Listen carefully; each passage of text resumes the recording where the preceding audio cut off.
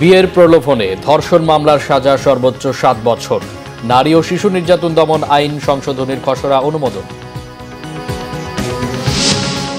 জাতীয় ঐকমত্য কমিশনের দ্বিতীয় দফার সংলাপ। 166টি সংস্কার প্রস্তাবের মধ্যে 42টিতে একমত নয় এলডিপি।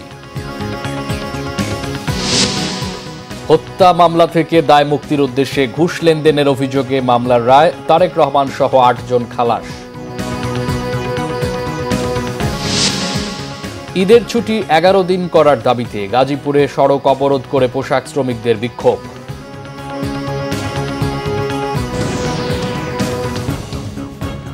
দেখছিলেন ক্রাউন সিমেন্ট সংবাদ শিরোনাম। এবার বিস্তারিত। বিয়ের প্রলোভন দেখিয়ে ধর্ষণ মামলায় সর্বোচ্চ 7 বছর করা হয়েছে। নারী ও শিশু নির্যাতন আইনের সংশোধনীতে এই অনুমোদন দিয়েছে উপদেষ্টা পরিষদ। বৃহস্পতিবার প্রধান উপদেষ্টার কার্যালয়ে অনুষ্ঠিত উপদেষ্টা পরিষদের বৈঠকে নারী ও শিশু নির্যাতন আইনের সংশোধনী পাশ হয়। বৈঠকে সরকারি ক্রয় প্রক্রিয়ায় স্বচ্ছতা ও প্রতিযোগিতা বাড়াতে ও সিন্ডিকেট ভাঙতে পাবলিক প্রকিউরমেন্ট অধ্যাদেশের সংশোধনী আনা হয়েছে। এতে প্রাক্কলিত মূল্যের 10% কম হলে টেন্ডার প্রস্তাব বাতিল করার যে বিধান ছিল তা বাতিল করা হয়েছে। বর্তমানে 65% কাজের টেন্ডার অনলাইনে হলেও তা শতভাগে উন্নীত করার ব্যাপারে অনুমোদন দিয়েছে সরকার। বৈঠকে ঈদের ছুটি আরও 1 দিন বৃদ্ধির সিদ্ধান্ত দিয়েছে উপদেষ্টা পরিষদ।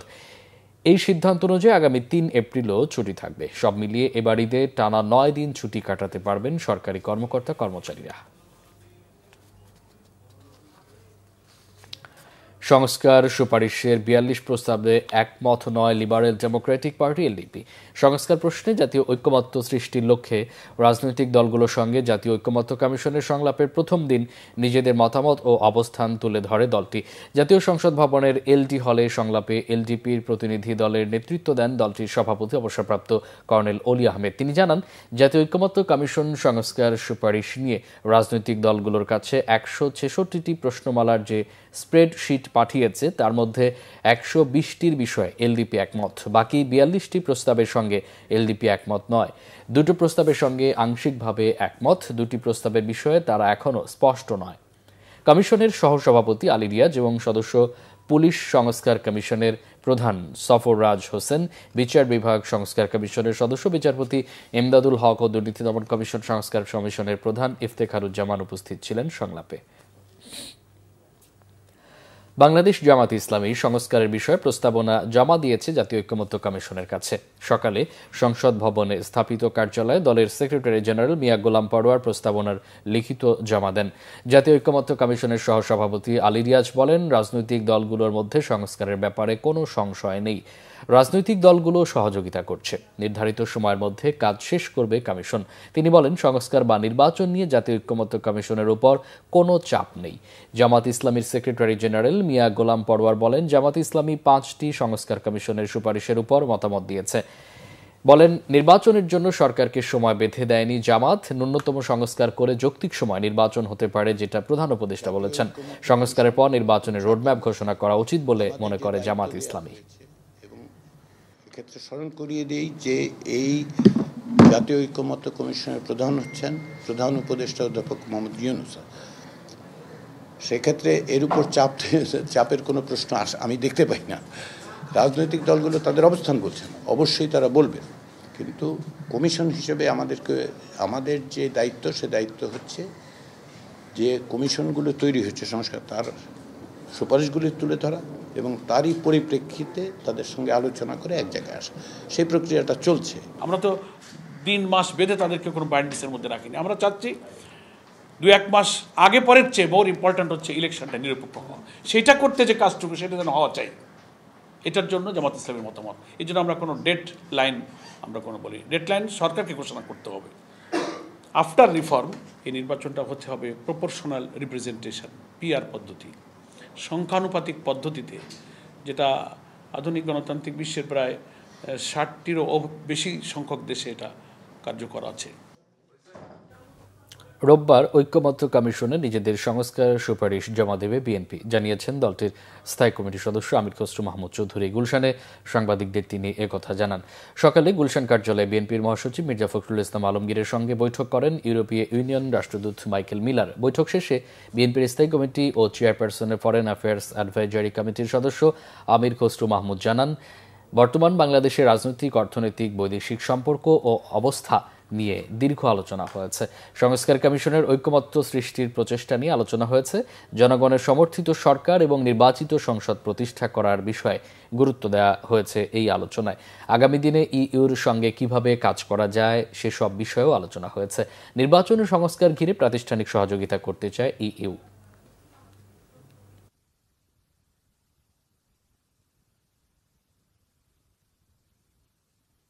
একটি সরকার ব্যতীত কোনো অ্যাডমিনিস্ট্রেশন সেটাকে সাপোর্ট দিয়ে, পুলিশ সাপোর্ট দিয়ে চালানো যায় না। সেটা তো আমরা এখনই লক্ষ্য করছি।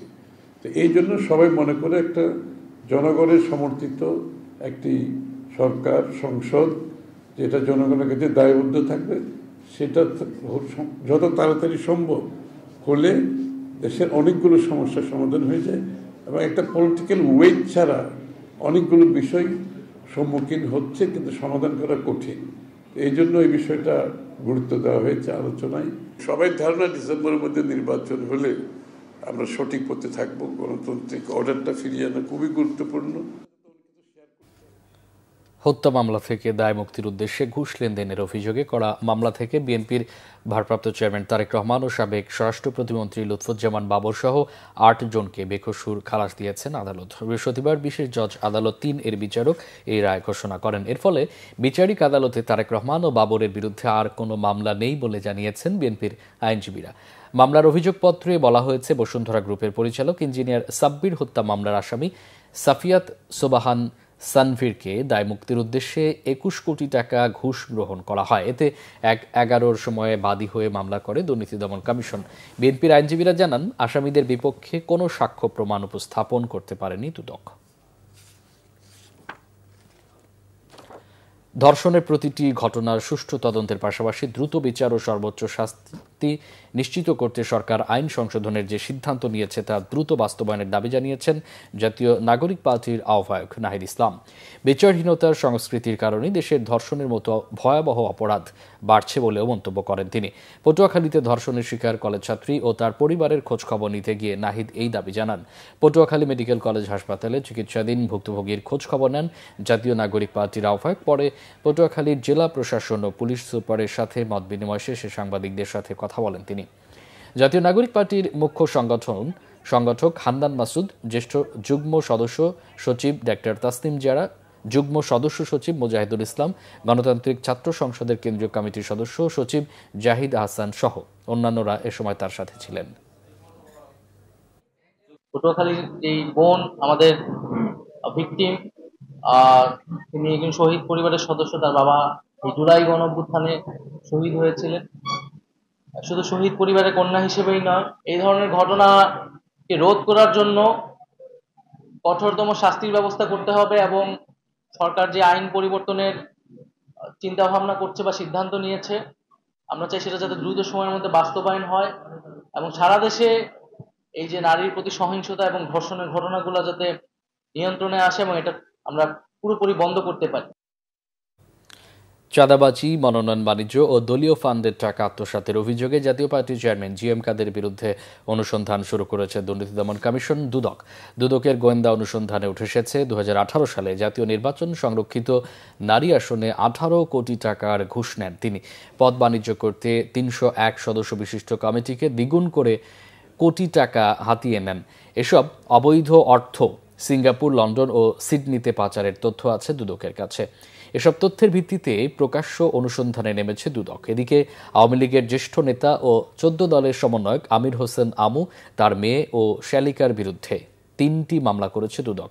মামলায় প্রায় ৪০ কোটি টাকার অবৈধ সম্পদ ও প্রায় ১৫০ কোটি টাকার সন্দেহজনক লেনদেনের অভিযোগ আনা হয়েছে। এছাড়া বেসরকারি প্রাইম ব্যাংক থেকে ঋণের নামে ১০০ কোটি টাকা আত্মসাতের অভিযোগে ব্যাংকের সাবেক এমডি এহসান খসরু সহ ১১ জনের বিরুদ্ধে মামলা করেছে দুদক। চেয়ারম্যান জাতীয় পার্টির বিরুদ্ধে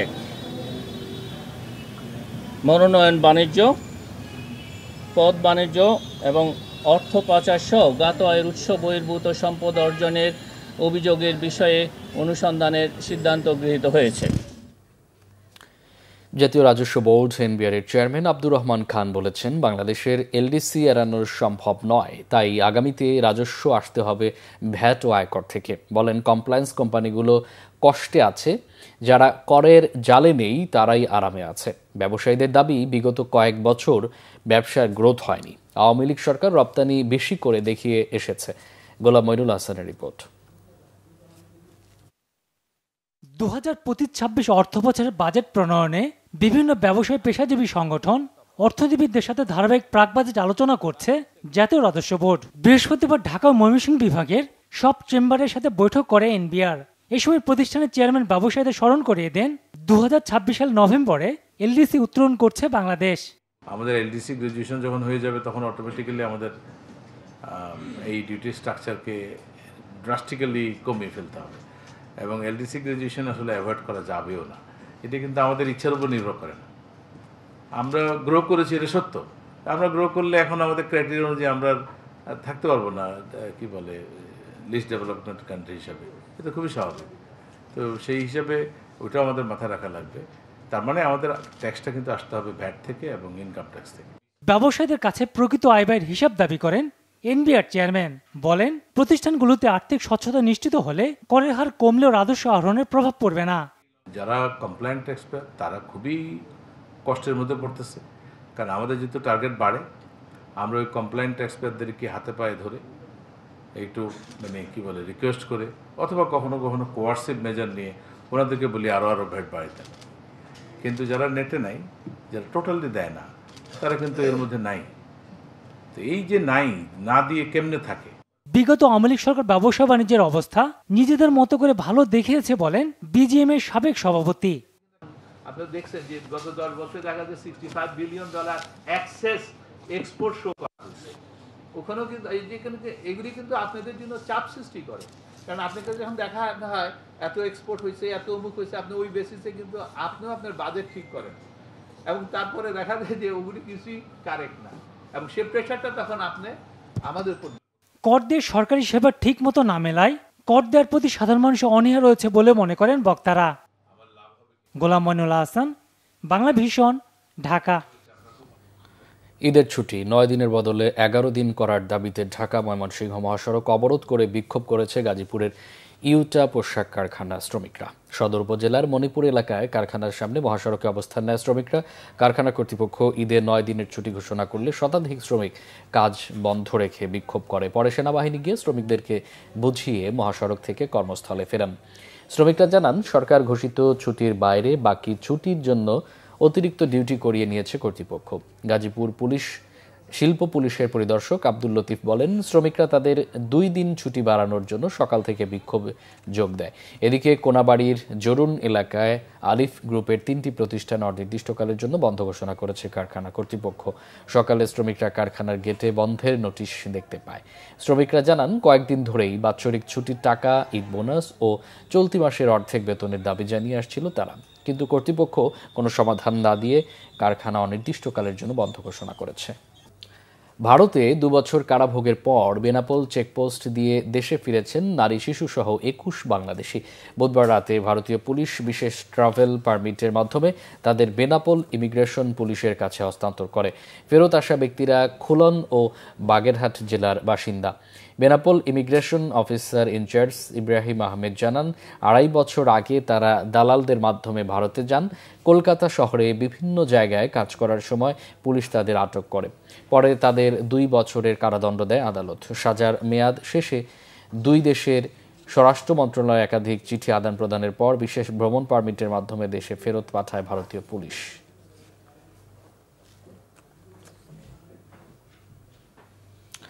মৎস্য সম্পদ রক্ষা, চোরাচালান, সমুদ্র ও নদীপথে চুরি ও ডাকাতি দমন, অবৈধ মাদকদ্রব্য, মানব পাচার, প্রাকৃতিক দুর্যোগে উপকূলীয় অঞ্চলে ত্রাণ ও উদ্ধার তৎপরতার সতর্ক অবস্থানে রয়েছে কোস্টগার্ড। গত 5 আগস্টের পর থেকে দেশের সার্বিক নিরাপত্তা ও আইনশৃঙ্খলার অবনতি হলে নদী তীরবর্তী অঞ্চলে বালু খেকোদের তৎপরতা বৃদ্ধি পায়। অবৈধ বালু ব্যবসায়ীদের নির্বিচারে বালু উত্তোলনের ফলে নদী তীরবর্তী গ্রামগুলোর ফসলি জমি এবং বসতভিটা নদীগর্ভে বিলীন হওয়ার ঝুঁকি অনেকাংশে বৃদ্ধি পায়। কোস্টগার্ড বিভিন্ন এলাকায় বালু খেকোদের বিরুদ্ধে নিয়মিত মোবাইল কোর্ট এবং সাঁড়াশি অভিযান চালাচ্ছে। চরাঞ্চলে বর্তমানে অবৈধ বালু উত্তোলন প্রায় শূন্যের কোঠায় নেমে এসেছে বলে দাবি কোস্টগার্ডের। দেশের বিভিন্ন জায়গার আরও কিছু খবর নিয়ে এবার একটি ডেস্ক রিপোর্ট। বিএনপির চেয়ারপারসন বেগম খালেদা জিয়ার রোগমুক্তি কামনায় ইফতার সামগ্রী বিতরণ করা হয়েছে বরিশালের মুলাদিতে। পৌরসভা যুবদল সদস্য সচিব শাওন হালদারের উদ্যোগে এসব সামগ্রী বিতরণ করা হয়। উপস্থিত ছিলেন স্থানীয় বিএনপি ও অঙ্গ সংগঠনের নেতারা। মানিকগঞ্জের যুবদল কর্মী ফজলুল করিম শামীমকে ট্রাফিক পুলিশের হাতে হেনস্থা, গ্রেপ্তার ও জেলে পাঠানোর প্রতিবাদে সংবাদ সম্মেলন করেছে জেলা যুবদল। স্থানীয় প্রেস ক্লাবের হলরুমে এতে লিখিত বক্তব্য পাঠ করেন যুবদলের সদস্য সচিব তুহিনুর রহমান তুহিন। মসজিদ ভিত্তিক শিশু ও গণশিক্ষা কার্যক্রম প্রকল্প পাশের দাবিতে মানববন্ধন হয়েছে ময়মনসিংহে। দুপুরে জেলা প্রশাসক কার্যালয়ের সামনে এই কর্মসূচি পালন করে সংগঠনটি। লালমনিরহাটেও একই দাবিতে মানববন্ধন হয়েছে। সকালে মিশন মোড়ে এই কর্মসূচি শেষে জেলা প্রশাসকের মাধ্যমে প্রধান উপদেষ্টা বরাবর একটি স্মারকলিপি জমা দেওয়া হয়। গাজায় ইসরায়েলি বাহিনীর গণহত্যা ও হামলার প্রতিবাদে রাজশাহীতে বিক্ষোভ মিছিল ও সমাবেশ করেছে জামায়াতে ইসলামী। সমাবেশে বক্তব্য রাখেন মহানগরের আমির ডক্টর মাওলানা কেরামত আলী, ভারপ্রাপ্ত সেক্রেটারি অধ্যক্ষ মাহবুবুল হাসান বুলবুল। নারী ও শিশু নির্যাতন বন্ধের দাবিতে মানববন্ধন হয়েছে সাতক্ষীরায়। সকালে জেলা নাগরিক প্ল্যাটফর্মের আয়োজনে শহীদ আব্দুর রাজ্জাক পার্কের শহীদ মিনারের সামনে এই কর্মসূচি পালন করা হয়। এতে সভাপতিত্ব করেন নাগরিক প্ল্যাটফর্মের ভারপ্রাপ্ত আহ্বায়ক সিদ্দিকুর রহমান। ক্রাফট কর্মচারীদের জুনিয়র শিক্ষক পদে প্রমোশনের রায় দ্রুত প্রত্যাহারের দাবিতে সড়ক অবরোধ করে সিলেটে বিক্ষোভ করেছেন পলিটেকনিক শিক্ষার্থীরা। এতে ভোগান্তিতে পড়েন সাধারণ মানুষ। একই দাবিতে ঢাকা টাঙ্গাইল মহাসড়ক অবরোধ করে বিক্ষোভ করেছে শিক্ষার্থীরা। এ সময় সকল প্রকার ক্লাস ও পরীক্ষা বর্জনের কথা জানান তারা। দোয়া ও ইফতার মাহফিল হয়েছে বাগেরহাটে। স্থানীয় প্রেস ক্লাবের আয়োজনে জেলা পরিষদ অডিটোরিয়ামে এতে উপস্থিত ছিলেন জেলা প্রশাসক আহমেদ কামরুল হাসান। বরগুনা আমতলী ছাত্রদলের সদস্য সচিব ইমরান খানের বিরুদ্ধে মিথ্যা ও ষড়যন্ত্রমূলক মামলার প্রতিবাদে মানববন্ধন হয়েছে। সকালে উপজেলা পরিষদের সামনে এতে অংশ নেন দলের নেতাকর্মী ও স্থানীয়রা। Bangla vision news desk. এই ছিল এখনকার মতো। এছাড়া বাংলা ভিশন সংবাদ ও সংবাদ সংশ্লিষ্ট অনুষ্ঠান দেখতে ভিজিট করুন www.bpnews24.com ও facebook.com/banglavisionnews এবং সাবস্ক্রাইব করুন youtube.com/banglavisionnews। এতক্ষণ সাথে থাকায় অসংখ্য ধন্যবাদ।